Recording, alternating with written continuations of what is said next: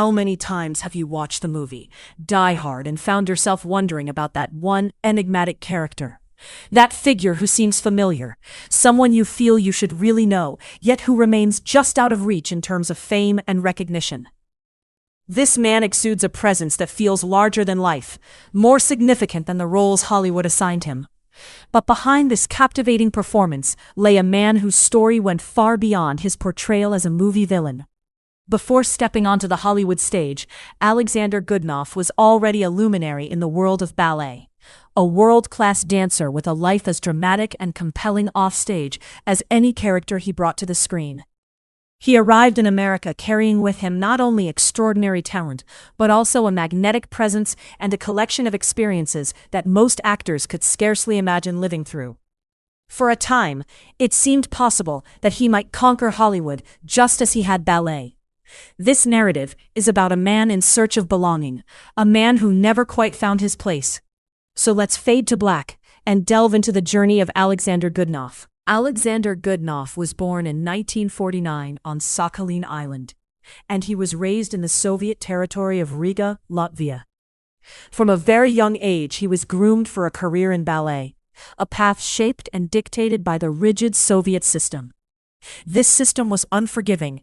Either you trained yourself to the point of breaking, or you became one of the exceptional few. By 1971, Goodnoff had secured a place in the prestigious Bolshoi Ballet, the epitome of ballet excellence in the Soviet Union. The Bolshoi was much more than just a company. It was an institution that defined identity, status, and respect. Being a dancer there was a mark of honor and a clear signifier of one's place in society. Goodnoff possessed all the qualities to thrive. Standing over 6 feet tall, with striking blonde hair and a physique that set him apart from most male dancers, he commanded attention whenever he stepped on stage. Yet beneath this poised exterior was a restless spirit. He didn't quite fit the strict, controlled mold of Soviet ballet. He questioned the system and longed for something different, though he wasn't yet certain what that might be. In 1979, during a Bolshoi tour in the United States, Goodnoff believed he found a glimpse of that elusive freedom. These tours were tightly controlled affairs. Dancers performed, behaved according to strict guidelines, and then returned home. But during this tour in New York, Goodnoff saw a world vastly different from the one he had known. He saw opportunity, liberty, and a chance to become more than the Soviet system had predetermined for him. On August 23, 1979, at the airport, he made a life-altering decision. He broke away from his handlers and requested asylum, effectively defecting from the Soviet Union.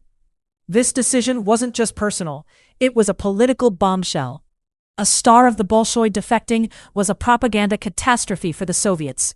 The fallout was immediate and severe. What made the situation even more devastating was the impact on his family.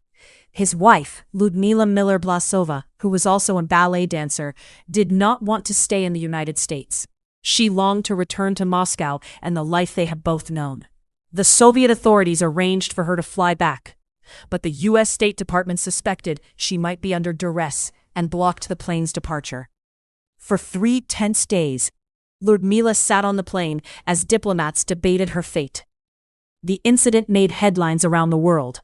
Ultimately, after speaking with U.S. officials, Ludmila confirmed her wish to return to the Soviet Union, and the plane was allowed to take off. Goodnoff remained in the United States, free, but utterly alone. He had gained liberty, but lost his wife, his company, and his homeland. The community that had nurtured him, given him purpose, identity, and belonging, was gone. The Soviet Union branded him a traitor, leaving no path back.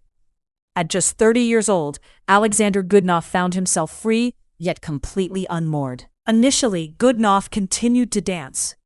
He joined the American Ballet Theater and remained an impressive talent, still drawing audiences with his performances. But it wasn't the same. The Bolshoi had been more than a job. It had been his home, his identity, and his sanctuary. The transition was fraught with challenges. Adding to this was the presence of Mikhail Baryshnikov, another Soviet ballet star who had defected a few years earlier and had become the darling of Western ballet. Goodnoff had expected a warm welcome when he arrived with the Bolshoi in 1979. But instead, he encountered rivalry and tension. What insiders later described as a personal and professional fallout seemed to close doors that might have otherwise opened for him. Whether it was ego, politics, or the collision of two dominant artistic personalities, the consequence was the same. Goodnoff was left on the outside looking in. In a world where invitations and connections dictated success, this exclusion marked a turning point in Goodnoff's life. No longer just a ballet star, he was now a defector without a support network, adrift in a foreign land and desperate to find a new way to express himself. Ballet, once his entire world, no longer fulfilled his needs. So he began turning toward film. By the mid-1980s, Goodnoff was slowly making inroads into the movie industry. In 1985, he landed a role in the film Witness, directed by Peter Weir and starring Harrison Ford. Goodnoff played Daniel, an Amish farmer involved in a quiet rivalry for the affections of Kelly McGillis. Although he spoke very little, his presence on screen was magnetic. Those on set remarked on his intense dedication, noting that he was often found standing alone between takes, completely focused. When the cameras rolled, he was fully present, captivating audiences. For a moment, it seemed he might have found a new path and a new place to build a career. The following year, Goodnoff appeared in The Money Pit, a comedy featuring Tom Hanks and Shelley Long. He portrayed Max, the flamboyant ex-husband of Shelley Long's character, an orchestra conductor with dramatic flair and a wild hairstyle. This role highlighted a different side of Goodnoff's talent. He embraced the absurdity of the part with enthusiasm and impeccable comedic timing. This was a far cry from the brooding, silent characters he had played before, and audiences responded positively. He demonstrated range and versatility, proving he could step beyond the typecasting that had begun to define him. By 1988, Hollywood seemed to be opening doors for Goodnoff. He had established himself as a tall, distinctive, and intense presence on screen. His defection story added an authentic layer that intrigued casting directors.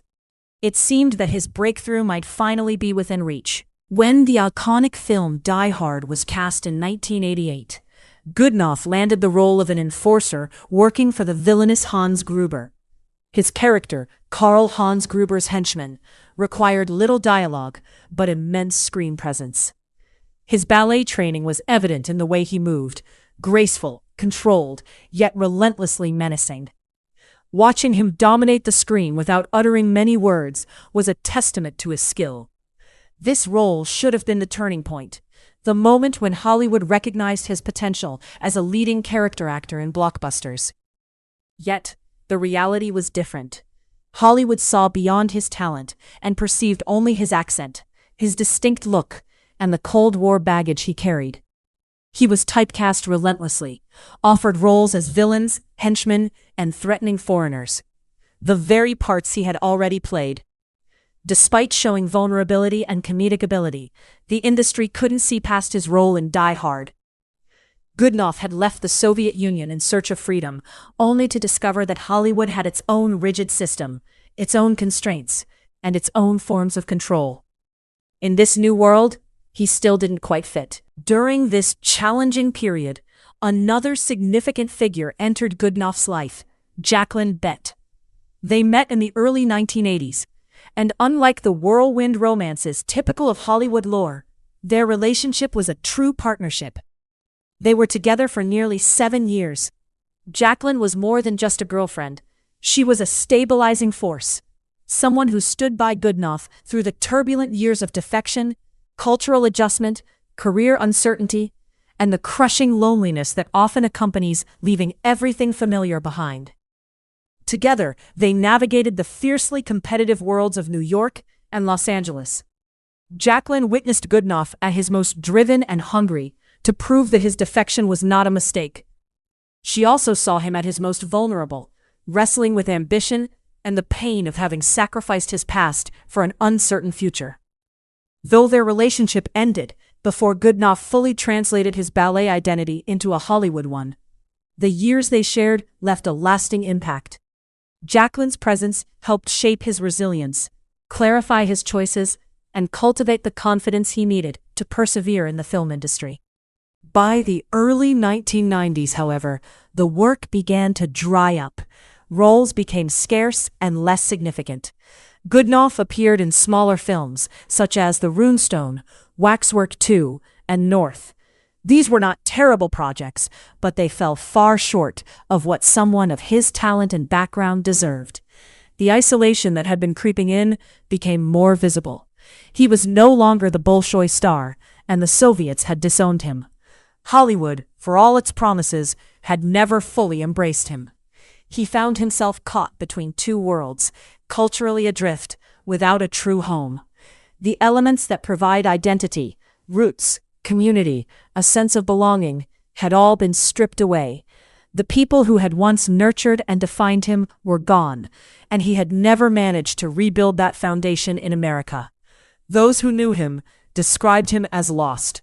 His marriage to Ludmilla had ended years before, and his relationship with Jacqueline Bett had also come to an end. Increasingly, he found himself alone. Reports emerged of Goodnoff struggling with alcoholism and battling to find his footing in a career and life that no longer felt secure. On May 18, 1995, Alexander Goodnoff was found dead in his Los Angeles apartment at the age of 45. The coroner attributed his death to complications related to chronic alcoholism. He died alone. The man who had once performed for packed theaters in Moscow and starred in one of the most iconic films of the 1980s, quietly faded away without fanfare or support. His story is deeply tragic, not simply because of fame or talent lost, but because it reflects the human cost of leaving everything familiar behind in search of a better life, only to find no solid ground on the other side. Alexander Goodnoff was undeniably one of the finest dancers the world has ever seen. He risked everything to escape the Soviet Union, pursuing freedom and a new life. When he appeared on screen, he captivated audiences with a presence that was impossible to ignore. Yet, despite his brilliance, he spent the remainder of his life caught between two worlds. He left behind the culture and community that had shaped him, and the new world he hoped would accept him never fully did. His search for belonging remained unfulfilled. Goodnoff was a man who burned bright, lived intensely, loved deeply, and carried the heavy burden of divided worlds. Though his filmography was not extensive and his roles limited, the power of his presence, the intensity he brought to every performance, and the mystery that surrounded him continued to resonate. Thank you for watching and supporting this channel. Every comment, like, and share means the world. It has been an incredible journey, and none of it would have been possible without you. Here's to discovering more stories, honoring forgotten legends, and exploring the fascinating history of film together. If you enjoy this content, please comment, like, and subscribe. It truly makes a difference. I look forward to seeing you in the next video.